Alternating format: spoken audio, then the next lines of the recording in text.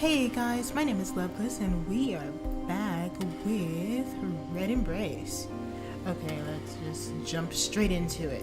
My latest job is a track for a strip club scene part of the indie flick. I was kind of stuck on how to make the sound sexy, but in my mind it drifted back to the feeling I had last night when Rex was feeding on me. Somehow I managed to capture it perfectly. A slow, heavy rhythm with a sleazy electric guitar pulling it together. Phew, I'm gonna need another cold shower. By the time I finished up and getting ready to head to work, my mood was actually a lot brighter. I got some work done and, well, I go see Rex in a few hours. So, of course, I'm just excited to chew him out. Wow. Like always, the street is fairly busy around this time. I mostly just tune out all the racket of the stereos and blaring horns. It's funny to think of, out of all these people next to no one realized that this city is infested with vampires. And just a few nights ago, I was one of them. My shift goes like normal, full of junkies and occasional junk pricks. Can I get number 7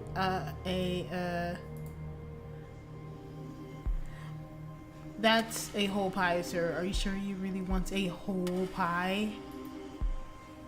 High? I'm not high. You're high. Late night crowds never change. Finally, I decided to close up shop a little early.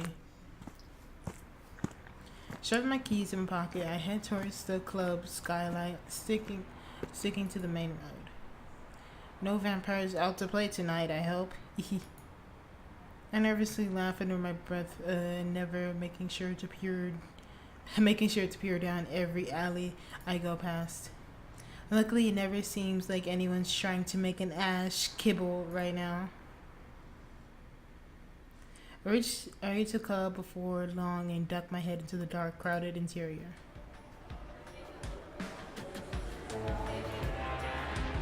The bass is so loud that my eardrums feel like they might burst. It smells sweet and probably other bodily fluids too. I grimace, squinting in the dark, trying to find Rex in the sea of dancing bodies. His unnaturally red hair is pretty easy to pick out, but I don't see him anymore. As usual. Hang on, does that bartender look kinda familiar? Rex! I push my way over to the bar quickly, the man serving drinks around to face me. Oh, wait, hey baby, was wondering when you showed up. Rex calls me the usual wide pharaoh grin with the electric shake mixture. What the hell? I didn't know you worked here. Hey, a guy needs some spending money, okay? But I don't want to get it all from robbing old ladies or some shit. He defended, yells his reply over the music, then pours a mix of drink in front of a guy who's completely smashed.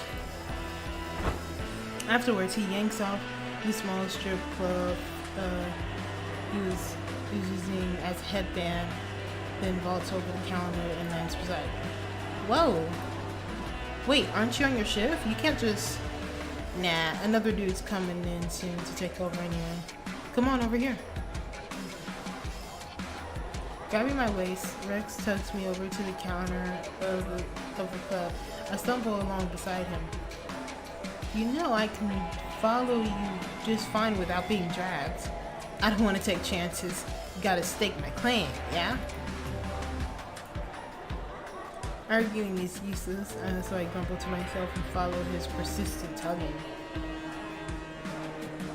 Soon we come to a stop in a slightly darker corner of the club. Rex turns to face me and is staying close so we can actually hear each other without needing to shout. Alright, listen. I know you're probably pissed about last night.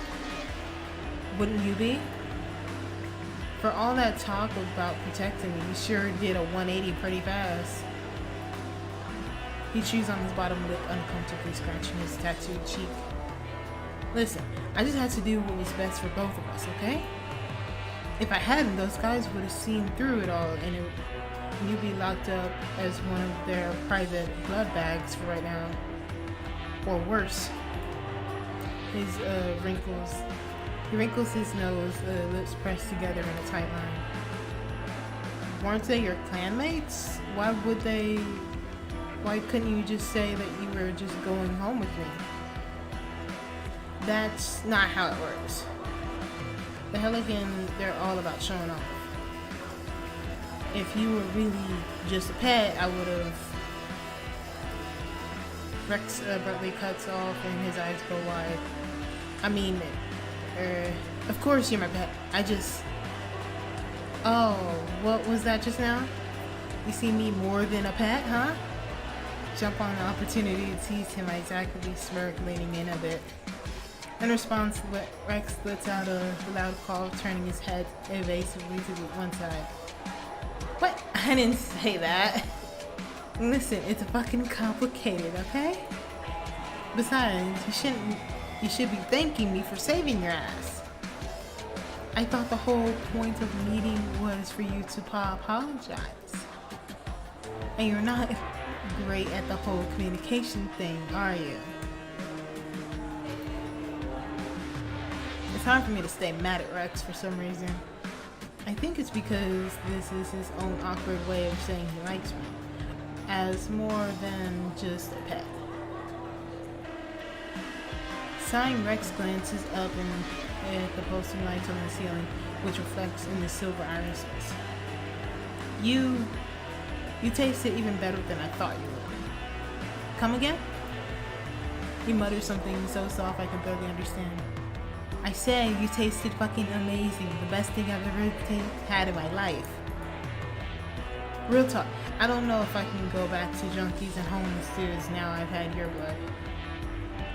There's a brief glimmer of hunger in his eyes mixed in with a longing look. Not sure if that's a good thing, but thanks, I guess? Christ, good thing the music's loud enough that no one can hear our bizarre conversation. Rex is gazing at me expectantly, like he's wanting for me to say something else, or just to outright offer myself to him. Man, the nerve of this guy. Oh, this is locked? Can't you treat me as a friend, not as a meal, the way it felt last night? You did.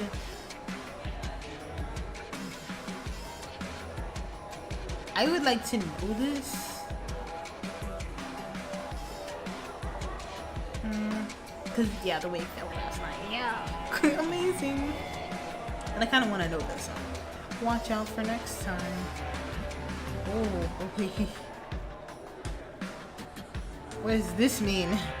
I'm gonna go with this one because I actually do want to know. It's like, why can't, like, yeah, showing off and whatever, but why exactly? I wish you stop treating me like a piece of meat. If we want to be friends, and you're gonna be real hard with you trying to treat me as a meal that can talk. Rex pulls a face in that irritated comment, like a scolded Kyle who's done something bad. Well, I mean, it's sort of hard for a cat to just chill around a mouse, but whatever you say, boss. Wow. His sulky response made me heave a sigh. I guess it's probably instincts for him, so I can't be that angry, although I wish he'd have a little more restraint. Anyways, more importantly, I forgive you. Really? Just this once. If you pull something like that again without warning me, I'm not gonna be happy.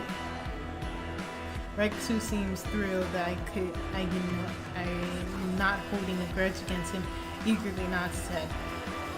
He decides he does his best to mask the excitement by clearing his throat afterwards, but it's not hard to see through him.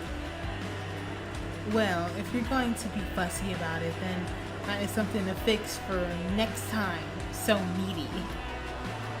I'm needy? Sorry, he must have misheard over the music. We exchange a few playful insults and jabs, and I indulge Rex with dancing with him for a little while. I catch a glimpse of his fangs when he grins at me now and then, and it makes me wonder if as far away from his vampiric beast inside of him is really is. But right now, it's hard to see him more than anything other than a crazy, energetic kid. He really does have two modes, I guess. Finally, I hesitate to tell Rex that I should head home to catch some sleep. He insists on walking me back, which I ended up agreeing to despite my better judgment. Hey. When we got close to my apartment, Rex pipes up a more serious voice, although he sounds a little uninterested. Yeah, what's up? I cast him a curious glance, raising one eyebrow. Eyebrow? What is that wording? You think maybe we could trade off seeing each other now and then? I mean, I could stop by the diner some days, and you can stop by the clubs on others. He scratches at the back of his neck a little awkwardly. Well, I figured you showed up at the diner whenever you wanted to or not. I guess I don't mind stopping by the club now and then, especially if you're gonna give me free drinks. Rex lightens up like a Christmas tree, flashing me joy, a joyful fanged grin. Hell yeah! Free drinks for my favorite drink anytime he wants. He darts forward and pulls me into a crushing hug, which I turn in a slight grunt. Can't you come up with another nickname that isn't... never mind. And just like that, our strange relationship kicks off. Most night... Oh god, did I just... Wait, is this the end? Did I hit an end? I can restart. I want to see what happens on the other one. We chat about silly things until dawn. Did I get to an end? I came to visit him on the... Oh god. I think this is the end. I just reached an end. But surprisingly, Rex stopped asking me for blood after that. Whenever I ask him, he brushes me off like I'm acting. He didn't actually feed that very often. Maybe it's guilt, maybe it's embarrassment. Or maybe he just wants to be more like a regular friend. I can't really tell. Okay. Oh boy.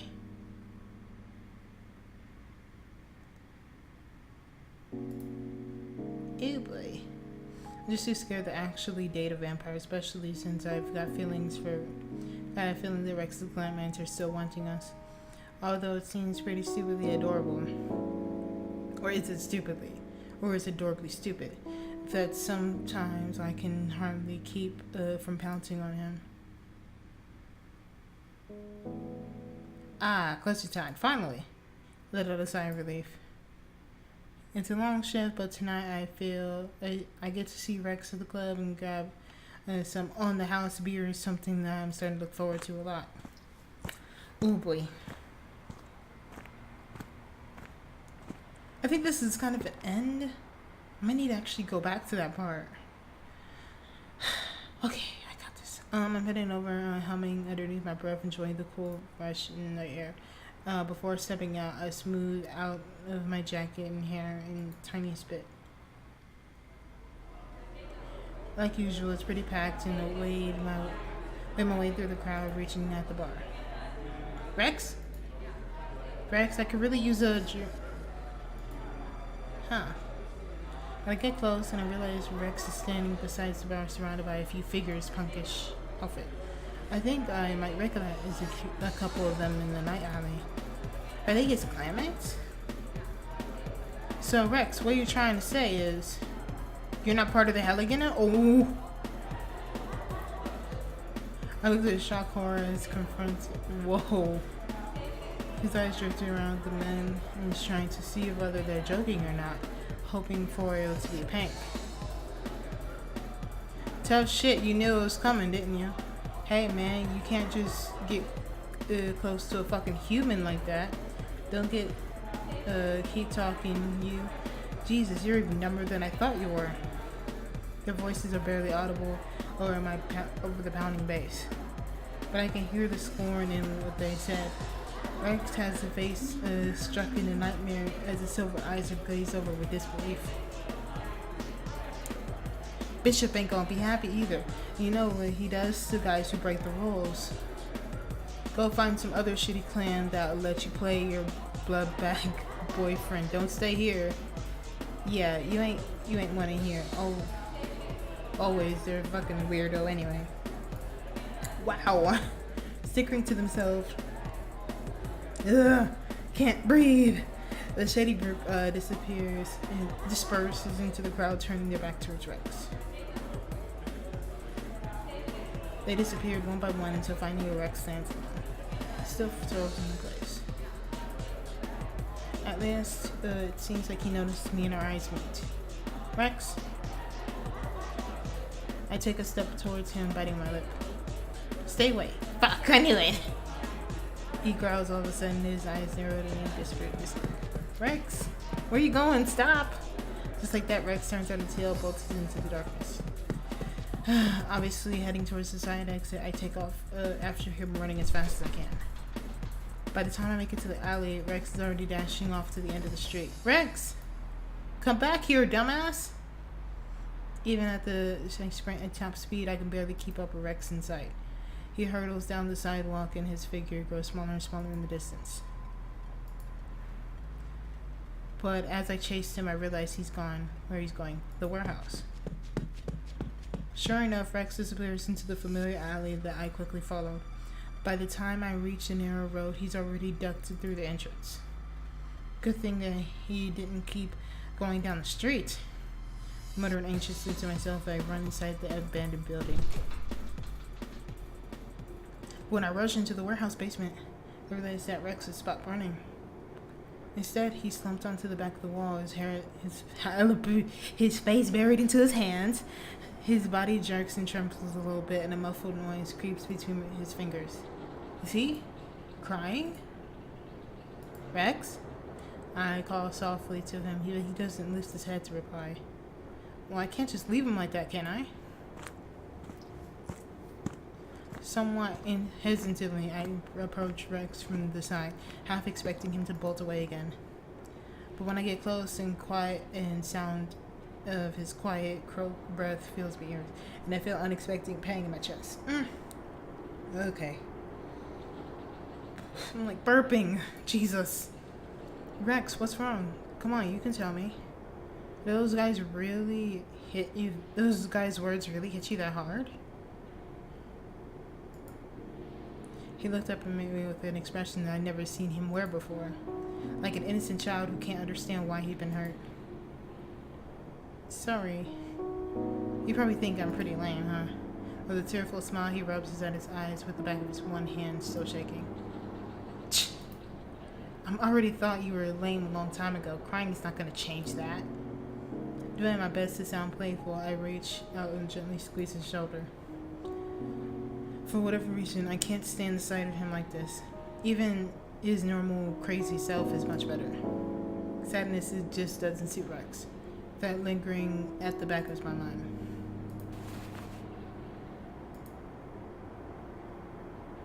All of a sudden, Rex curls his arms around me, pulling my body against his.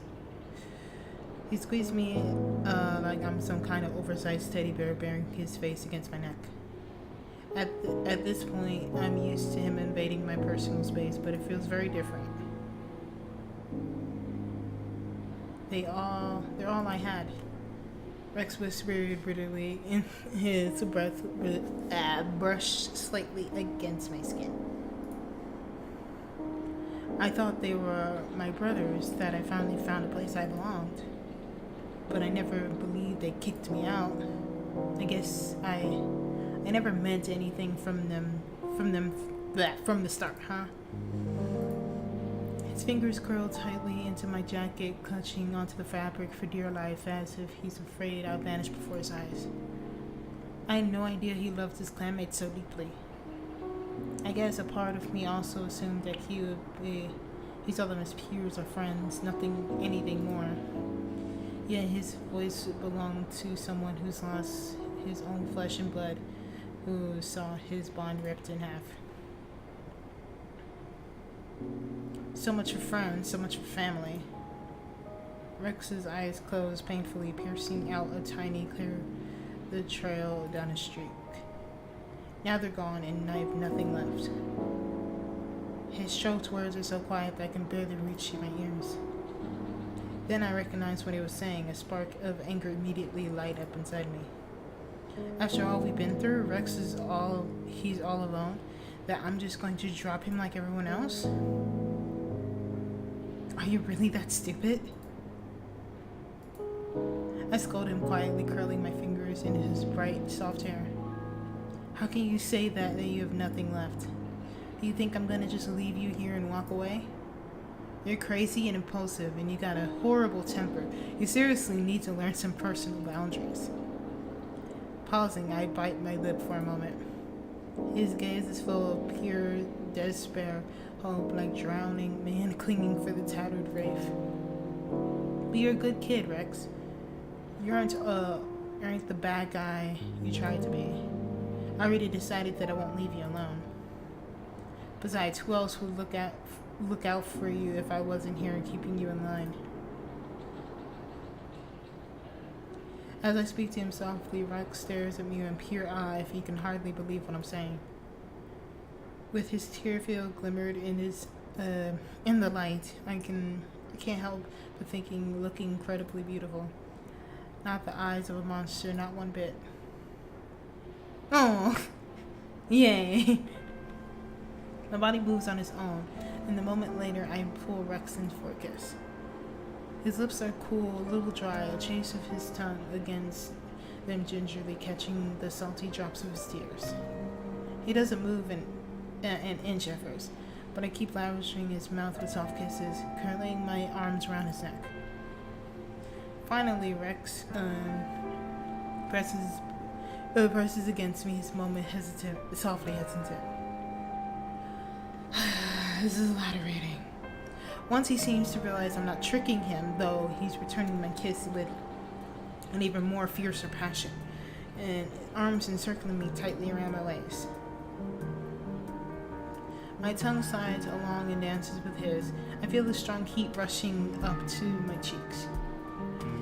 Our tongues grew messier and hotter with the wet sounds echoing around us, but no sense of the embarrassment welled up inside me. Rex squeezed me painfully tight grip, but his warmth my heart more than anything. I don't want to let him go. I can't believe I've never realized, but I really do care for this bastard. A lot more than I like to admit. Vampire or no, he's still a kid who hasn't really grown up yet. He's not evil, he's not cruel. He's just lost.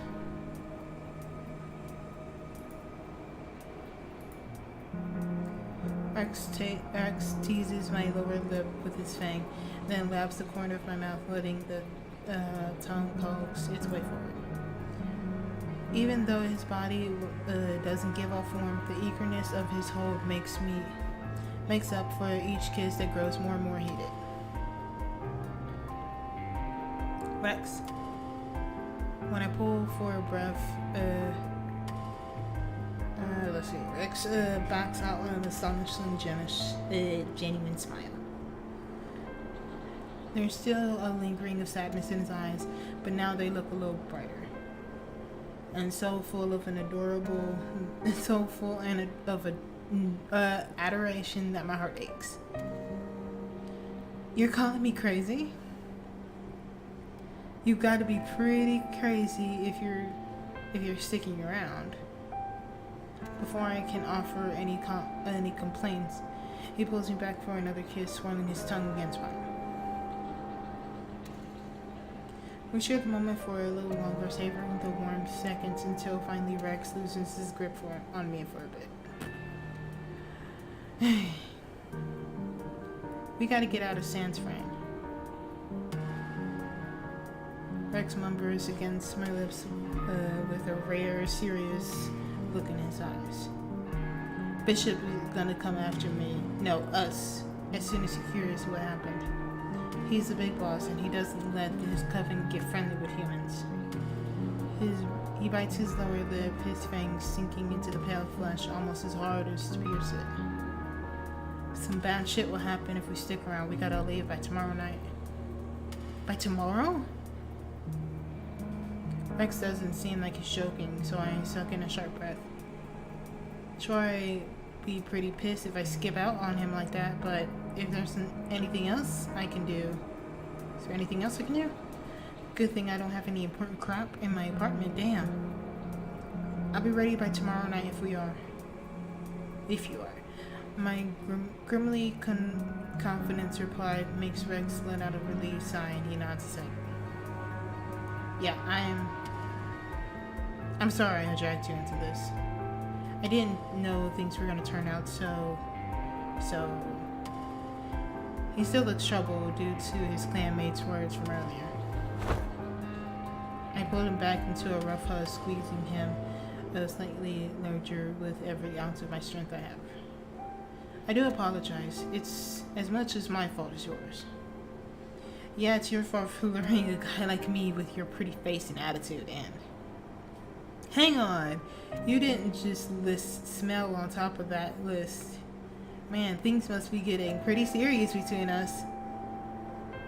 Hey, you're the one who whines if I ever say it. Stop sending me mixed signals. Ah, shit. When some of Rex's feistiness returns, a smile grows on my face. I guess you really can't care about a person. All that matters is seeing them happy. What a funny thing. Rex walks me home with the surprise not far off as he hurries back. It's oddly nostalgic seeing his figure disappear into the thick night.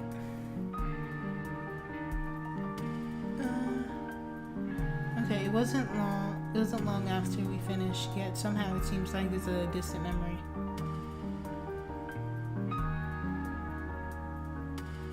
I head upstairs, some mixed feelings swirling my chest. If I go through with Rex's plan, then tonight is my last night in this apartment in San Fran, at least for a while. It may seem crazy, and it probably is. Leaving a steady job and a normal life behind, all for some guy I've only known for a few weeks. But in a way, I think it's time for me to go. God damn it, my cat. Okay, let's see. And I've never had anything or anyone to be really passionate about. Now, at least there is someone I want to protect. Someone that makes all these dull days feel a little less colorless. Landlord's gonna be pretty pissed. Poor guy. I flop onto my bed, still a little giddy from the kiss we had earlier, but dog-tired.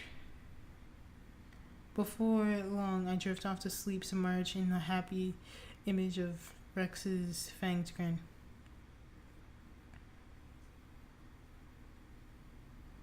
The next day, I scurried around my little apartment, stuffing everything that I might need into my backpack.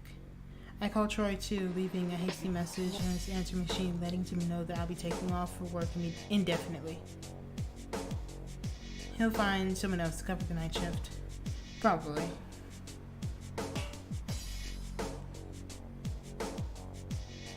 The sky grows darker a lot sooner than I like. Before long, I get the sense it's time to go.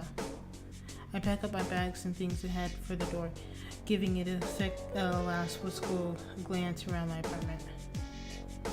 One day I'll come back here, going to and get wasted while crying over Frank's Sinatra album one day.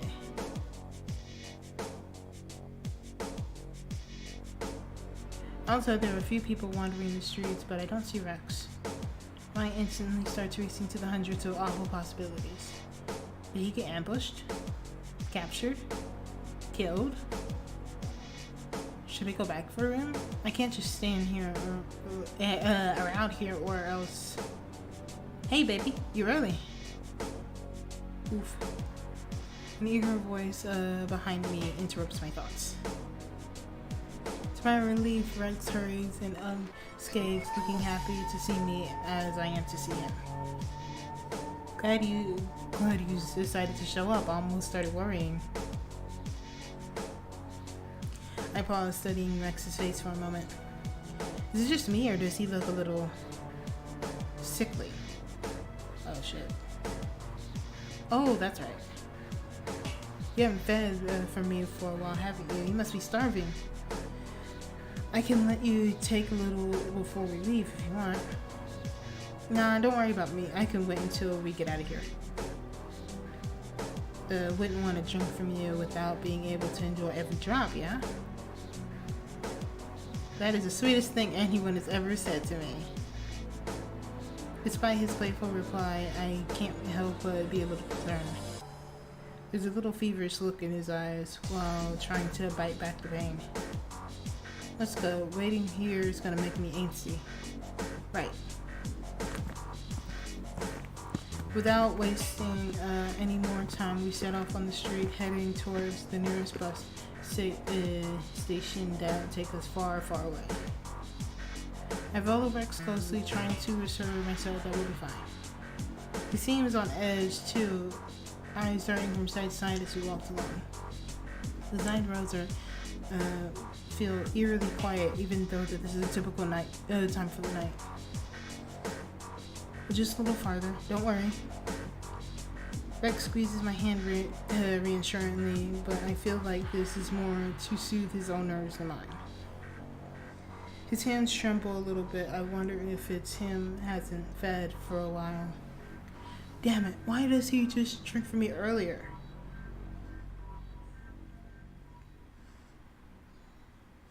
Just as I started to believe that we were gonna make it out unscathed. Fuck.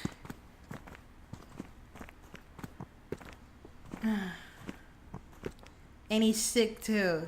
I turn about to see a pair of towering figures leering at us. I recognize them from last night. They're the two that's hunting Rex always. Well, looks what we found, the little traitor and his little human buddy. Rex tenses up beside me, grinding his teeth. Unlike last time, his glare to his full mode clamoring to narrow slits. Thought we carried out some vigilante justice. Bishop might give us even give us a reward. Yeah, your ass is worth more dead than alive to him, Rex. That's right, I figured you bastards would show up sooner or later. You're always running around trying to kiss up Bishop's ass. Well, we're not about to let you waltz out of San Fan just like that now, are we? Bishop doesn't really like traitors, but you know, that's the going in, right? Oh, you knew that going in. I'm pretty tired of looking at his dumb face, you know? So, let's get down to bed. Let's get to business. Fuck. One of the vampires leapt onto Rex and tried to shed his face out. Okay. Rex? Yeah, and then the other dude. And your friend over here. Before I can dash to help, the second vampire steps towards and blocks my path, dragging his teeth, his tongue across his glimmering fangs. Won't hurt to rough you up a little bit first. Shows what it means to fuck around in places you don't belong. I have a bad ending. Shit, how am I supposed to defend myself against a guy his size? You get the fuck away from him! Rex shouts desperately towards us, but he's locked into a struggle with the second vampire, both grappling with each other like animals. There's no way he can reach me in time. I have to... Come here, you little... Oof. Something sharp is across my shoulder. No. Tears through my jacket. Sheer pain wells up and that's around the spot. Hot blood starts peeling down my arm and metallic sense reaches my nose a second later. As I stumble back, clenching my arm. Oh my god, I'm gonna die!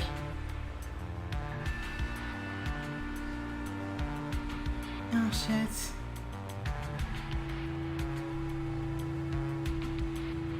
Because he hasn't fed any.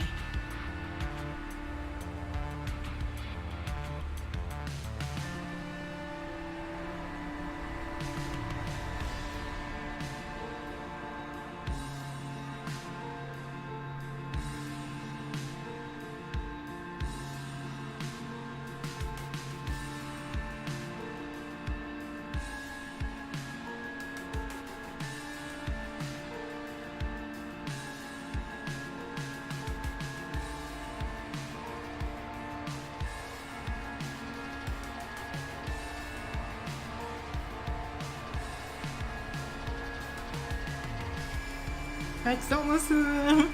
They don't care about you. Oh, Jesus. Why would I put those? I won't run away. Oh, wow.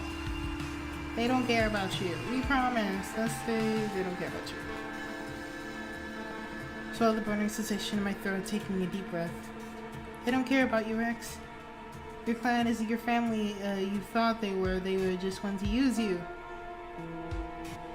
His ragged breast slowly glows out as pain grip. Please, Rex, don't believe what they say. You're better than them, no matter what happens. I have faith in you. Shit, I'm gonna have faith in you until I die.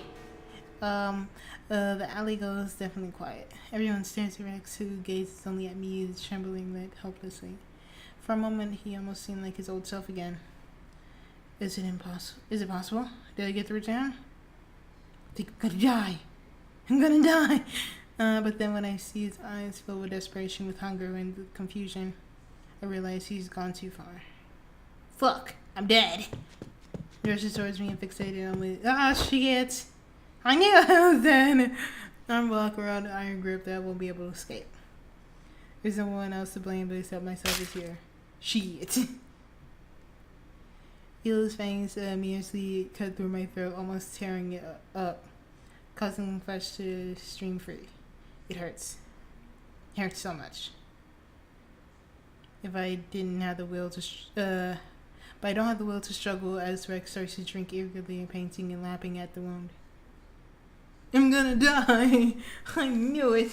That's why I didn't want to stop the episode yet, because I knew it. I knew I was gonna have to go back.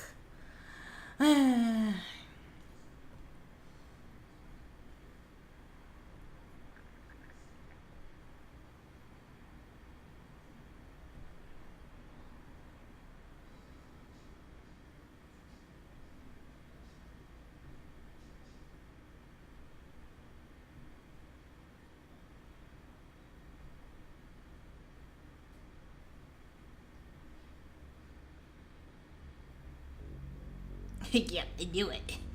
Okay, well there's that. I'm gonna stop here and then I'm gonna actually go back and to make that other choice for the next video. Just to see if I can get actually a good ending or am I just screwed. So, if you want to see that, see if I can get an alternate ending, you know what to do.